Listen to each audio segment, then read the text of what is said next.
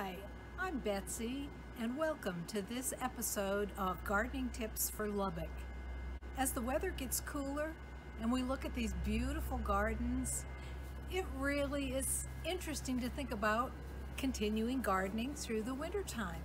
And today we're in the yard of Cecilia George, and she's going to help us know which plants it is that we can take inside. So let's go over and join Cecilia. Cecilia George has been a master gardener for a number of years and has lived in Lubbock for a long time, so has learned well how to garden in this part of the world. So we look forward to having Cecilia tell us a little bit about those plants that we might take on inside and enjoy during cooler weather. Cecilia, we're really glad to have you with us today. Tell us about what kind of plants can go inside. Oh, well, thank you, Betsy. I'm glad to be here. I love talking about plants. I am a patio gardener in addition to being a flower gardener in my yard.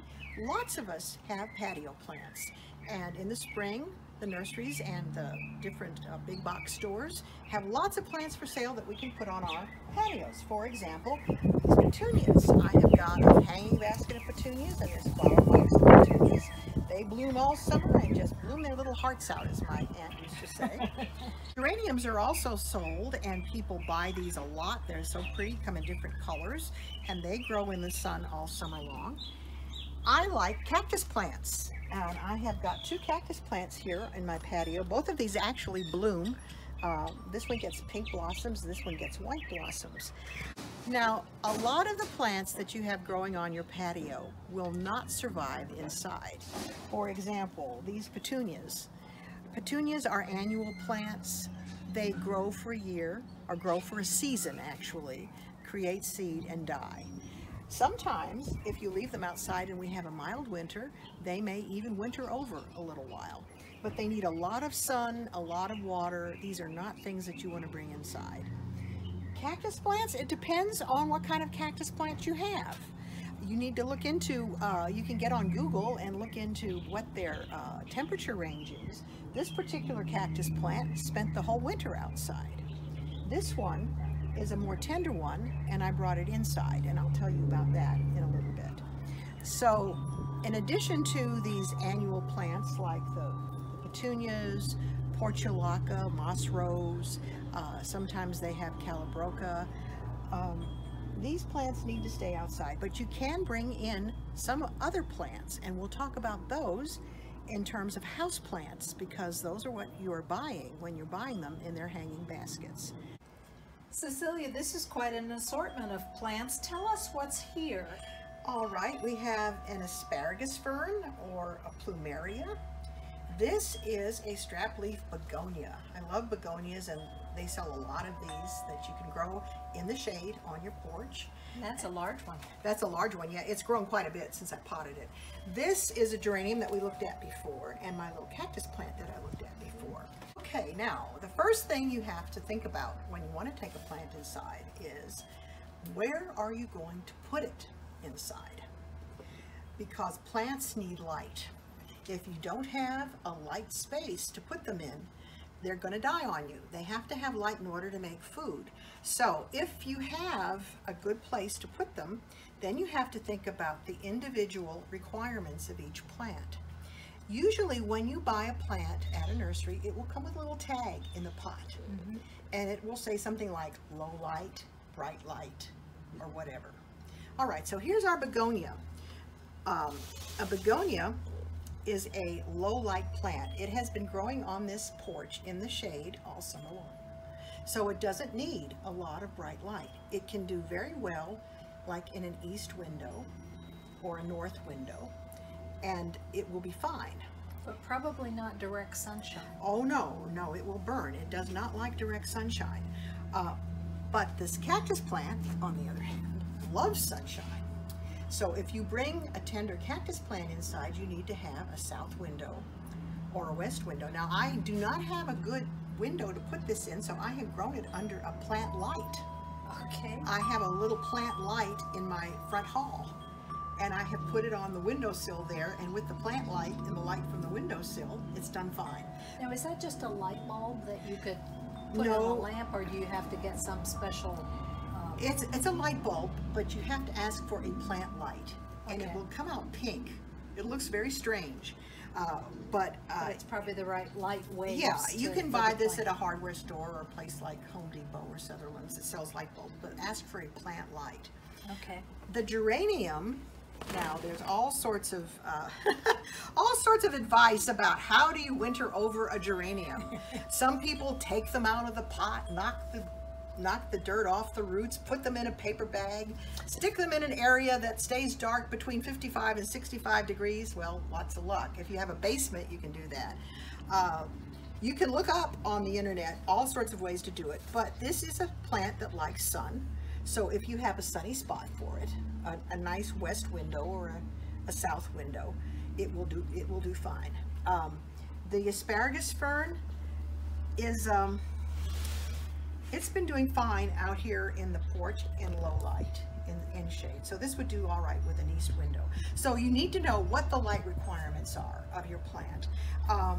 The other thing you have to think about is the kind of container you have them in.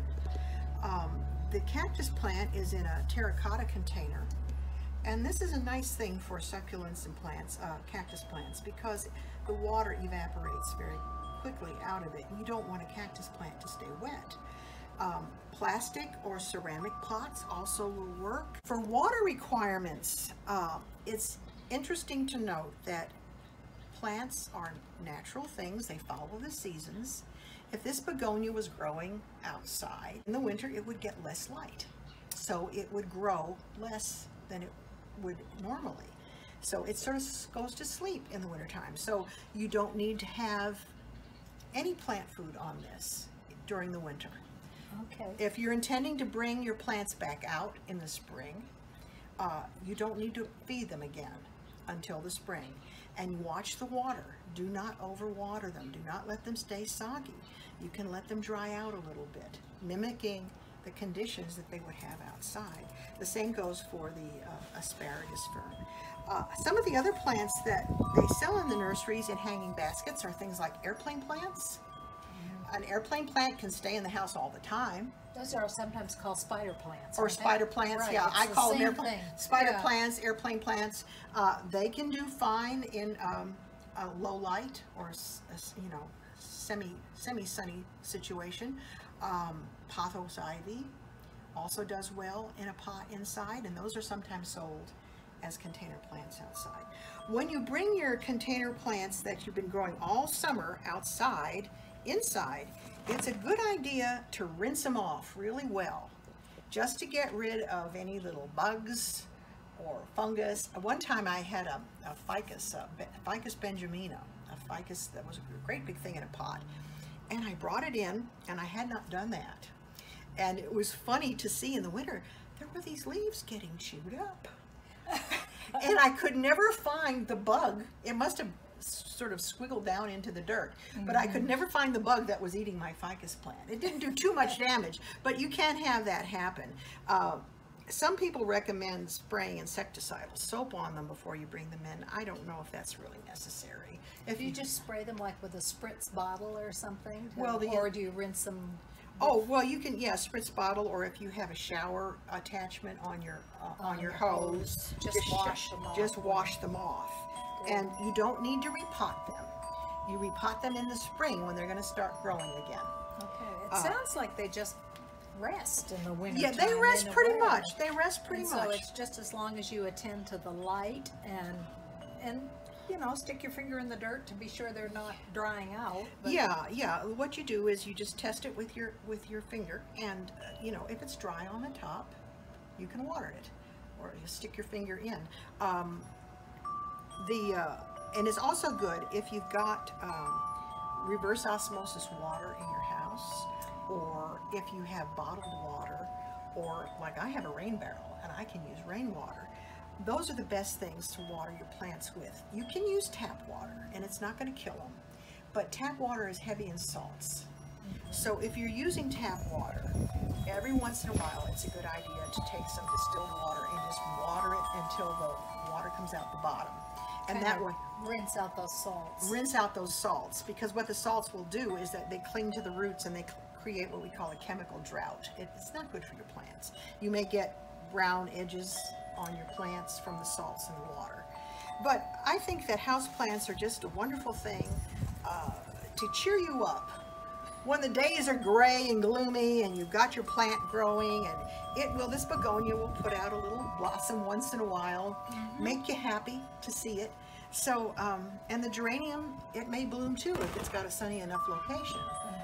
If it doesn't have a sunny enough location, it will still live, and then you can look forward to having blossoms again in the spring. So they all kind of come back to life then in the spring. It's probably like gardeners come back to life in the spring when they can get back outside and dig in the dirt. And meanwhile, you can look at your house plants and plant gardens in your mind. And I think that think about your wonderful. Patio next year.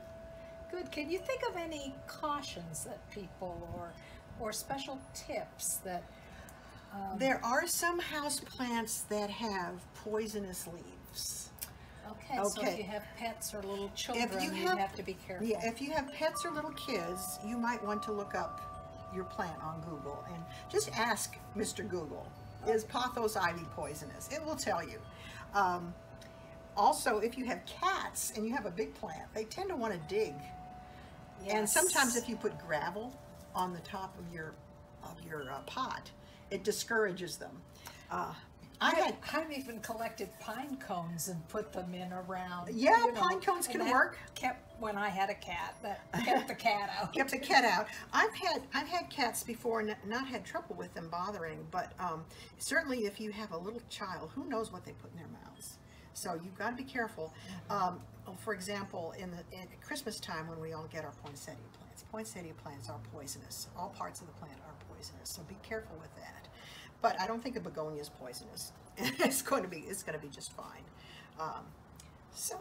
This is so helpful. Well, just thank you so much for sharing your yard and telling us about these plants. So many people have started gardening as new gardeners in this crazy time that we're in. So the last 6 months they've started gardening and they just have lots of questions, and so we appreciate your experience. Well, thank you. I'm always happy to share it, and I think it's just wonderful that people, even though it's been a terrible situation that's forcing us back into our yards, to reconnect to the earth and to plants and to the natural cycles of life. That's a wonderful thing. It really is. Yeah. Good. Thank you all so much, and we'll look forward to seeing you in another episode of Gardening Tips for Lubbock.